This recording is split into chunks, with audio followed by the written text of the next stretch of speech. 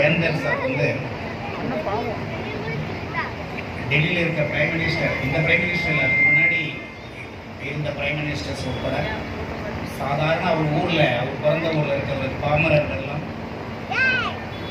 இந்த நாடறிந்த ஒரு பிதாமகன். எவருமின் வரலாற்றில் அவருடைய பேர் வந்து எப்பவுமே இருக்கும். ஏன்னு கேட்டீங்கன்னா லாஸ்ட் 10 வருஷமாக நம்ம பண்ணுற எல்லா பள்ளிக்கூடமும் அவர் கையால் தான் திறந்து வச்சுருக்கோம். அதனால் மிகப்பெரிய ராசிக்கும் பெருமைக்கும் சொந்தக்காரர்.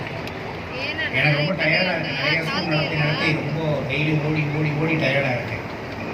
நான் ரெஸ்ட் எடுக்கணும், எனக்கு வந்து டயர்டு வரக்கூடாதுன்னா நெக்ஸ்ட்டு ஸ்கூலுக்கு வந்து சாரை நான் கூடாது. ஏன்னு கேட்டீங்கன்னா கூப்பிட்டாலே 1000 பேர் சேர்ந்துடுறாங்க, 2000 பேர் சேர்ந்துடுறாங்க. அதை வச்சு இன்னொரு ஸ்கூல் திறக்கணும். அப்போ எக்ஸ்பான்ஷனே பார்த்தீங்கன்னா அது லிங்க் இருக்குது. அந்த அளவுக்கு ரொம்ப ராசியான ஒரு மனிதர். அதுவும் குறிப்பாக பார்த்தீங்கன்னா நீங்கள்லாம் யாரும் நிறைய பேர் பிறந்திருக்க மாட்டீங்க. 1960s வந்து அண்ணா வந்து he was ruling the roost, he was dominating the political scene in Tamil Nadu.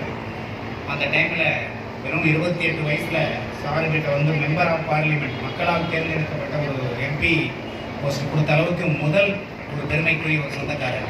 இப்போ நிறைய பேர் சொல்கிறாங்க இளைஞர்கள்லாம் எம்எல்ஏ ஆகிட்டாங்க, இளைஞர்கள்லாம் ஆகிட்டாங்கன்னு சொல்கிறாங்க. அதுக்கு முன்னோடியே நம்ம சார் தான். Even before he attained 30 he became member of parliament. அந்த அளவுக்கு ரொம்ப. அதுக்கப்புறமா நம்ம ஜெயலலிதா மேடம் கேபினெட்டில் மினிஸ்டர், எல்லா கலைஞர் கூட ரொம்ப நெருங்கிய அசோசியேஷன், எல்லாமே வந்து அவருக்கு நிறைய விஷயம். நான் அவர் கூட நிறைய ட்ராவல் பண்ணியிருக்கேன். டெல்லியில் அவருடைய வீட்டில் தங்கியிருக்கேன்.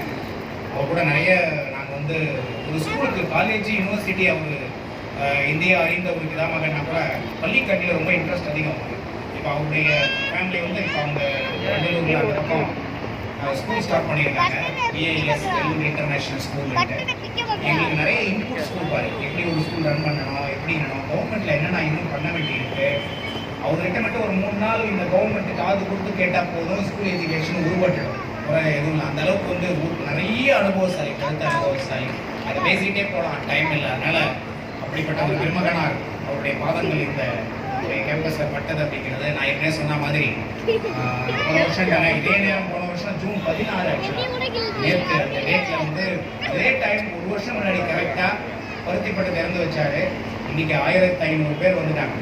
அதெல்லாம் அவரு ஞாபகம் தான் எங்களுக்கு போகும். அந்த அளவுக்கு நம்ம என்னதான் உழைச்சி பண்ணால் கூட ஒரு பாரம்பரியம் இருக்குது. ஏன்னா எங்களை மாதிரி ஆளுங்களை எங்கள் அப்பாலாம் வந்து கடவுளை நம்ப மாட்டார் ஸ்கூலில். அதே வழியில் நாங்களாம் வந்துட்டோம். ஸோ இப்போல்லாம் நடமாடி பார்க்குற கடவுளே நடமாடுற மாதிரி ஒரு ஃபீல் எங்களுக்கு வரக்கூடிய ஒரு. So thank you very much sir, continue to guide as. அதுக்கப்புறம் பக்கத்தில் இருக்க நம்முடைய உடன் பிறந்த அண்ணா, அவரும் வந்து தொடர்ந்து இந்த 10 வருஷம் அவர் கூடவே, அவங்க 2 பேரும் சீஃப் கெஸ்ட் ஜோடி சேர்ந்து ஆசிரியர்களை வந்துருக்கேன். அண்ணா பொறுத்தவரைலாம் நீங்கள் ஒரே லைனில் சொல்லணும்னா, நான் சென்னை வந்திருப்பேனா, ஒரு வேளை நான் மதுராந்தகம் செங்கல்பட்டுலாம் படிச்சுட்டு சென்னை வந்திருப்பேனா அப்படிங்கிறது கேள்விக்குறி. எப்போ அது கேள்விக்குறி ஆகுது அப்படின்னா, அண்ணா சென்னையில் எங்களுக்கு முன்னாடி வரலன்னா, அவர் வரலன்னா சென்னை சரி அப்படியே வந்திருந்தாலும் எந்த பார்ட் ஆஃப் சென்னை போயிருக்கோம் ஒரு கைடன்ஸ் ஒன்றுமே கிடையாது. அதனால் அண்ணா இங்கே மார்க்கெட் ஸ்ட்ரீட்டில் இருந்தாங்க.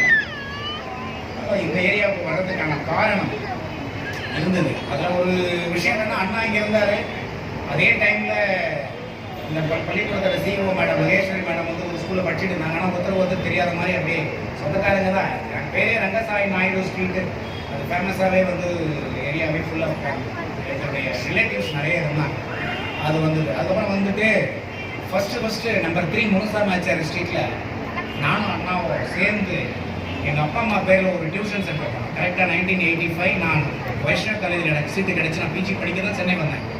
அது படிச்சுக்கிட்டே டியூஷன் ஈவினிங்கில் எடுப்போம். அதுக்கு அண்ணா கூட சேர்ந்து நம்பர் 3 முனுசாமியாச்சாரி ஸ்ட்ரீட்டில் நாங்கள் வச்ச டியூஷன் சென்டர் பேர் வந்து ஜெயபாபு டியூஷன் சென்டர் அப்படின்னு. ஜெயபாபுனா ஜெயா அம்மா, பாபு வந்து அப்பா, 2 பேரும் சேர்ந்து வந்து முதல்ல அந்த டியூஷன் ஆரம்பித்தோம்.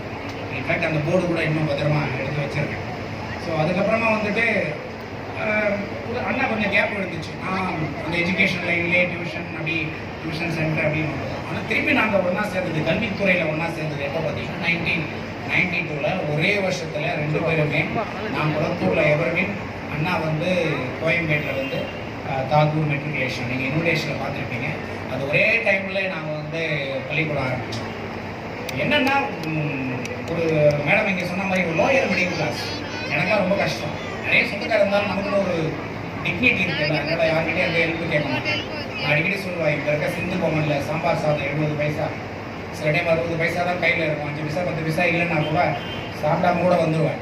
பட்னி இருக்கும். ஏதாவது கடகடனா ஏதாவது எனக்கு தெரிஞ்ச உப்புமா குக் பண்ணிப்பேன். பேச்சுலராக தங்கி இந்த காலத்தில் இதே பகுதியில் வாஞ்சிநாதன் ஸ்ட்ரீட் நம்பர் 29 இருந்தேன். ரொம்ப கஷ்டப்படுவோம். கரெக்டாக நான் வைஷ்ணவ் காலேஜுக்கு சைக்கிளில் போவேன் பிஜி படிக்கிறப்போ. அப்படி இல்லை 46 பஸ்ஸுக்கு போவேன். அந்த பக்கம் பார்க்கில் ஏறி அப்படி உள்ளே வந்து பார்க்கில் ஏறி அந்த ஒரு பஸ் ஸ்டாப் ஏறுவோம். இறங்குறது தான் இப்போது டச்சிங். இந்த பில்டிங்கில் Sembiyan post office bus stop, இந்த பெருக்கு பஸ் ஸ்டாப், இந்த பஸ் ஸ்டாப் எங்கே வந்திருக்கும் பாரு. எங்கெல்லாம் காலேஜ் படிச்சுட்டு டெய்லி வந்து இறங்கணும் இந்த பஸ் ஸ்டாப்பில். இந்த நான் கனவுல நினச்சி கூட பார்க்கல இந்த இடத்துல ஒரு பள்ளிக்கூடம் நம்ம நடத்துவோம் அப்படிங்கிறத நினச்சே பார்க்க முடியாத ஒரு வரலாறு. இது எத்தனை பேர் வாழ்க்கையில் நடக்கும்னு தெரியல. அதனால தான் நான் சொன்னேன், என்னை விட்டுனா கூட நான் அழுதுருவோம் அப்படின்னு நான் சொன்னேன். நான் தனியாக புத்தகம் போய் சுமந்து பஸ்ஸில் போய் காலேஜ் படித்தது அது அந்த ஸ்டேஜிலேருந்து இன்னைக்கு இந்த பகுதியில் ஆயிரக்கணக்கான மாணவர்கள் புத்தகங்களை சுமந்து படிக்க வைக்கக்கூடிய ஒரு காலம் நமக்கு வந்திருக்குது அப்படின்னும் போது இந்த பிறந்த பயன் கிடைச்சிருக்கு அப்படின்னு நான் நம்புகிறேன். நிறைய வாழ்க்கையில் நேரம் போகணும்னு சொல்லுவாங்க. எங்களை மாதிரியான வாழ்க்கை வந்து ஒரு வட்டம். எங்கேருந்து ஆரம்பிச்சோம் அந்த திரும்பி வந்திருக்கேன். எங்கேயாவது வாழ்க்கை 20 வயசில் ஆரம்பிச்சுன்னா இன்னைக்கு 61 வயசில் 40 வருஷத்தில் ஒரு பெரிய ட்ராவல் பண்ணி 10வது பள்ளிக்கூடம் இதே பகுதிக்கு வந்திருக்கேன்.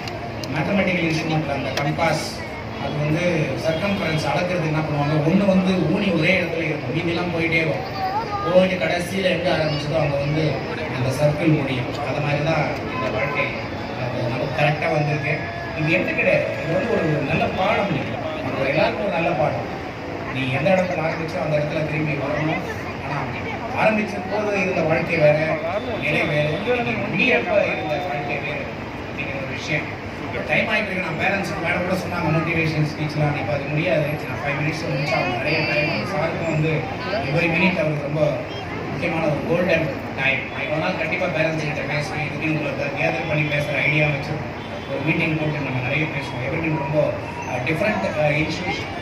அதை நீங்கள் டோட்டலாக பார்த்தீங்கன்னா உங்களுக்கு ஒரு எப்படி குத்துவிளக்கில் 5 இதெல்லாம் ஏற்றி வச்சாங்க, அது மாதிரி ஒரு 5 விஷயம் மட்டும் கடகன்னு சொல்லிடுறேன். அதை மட்டும் எவ்ரிதிங் ரொம்ப கரெக்டாக இருக்குது. உலகத்துக்கே மெசேஜ் எடுத்துகிட்டு போகிறோம்.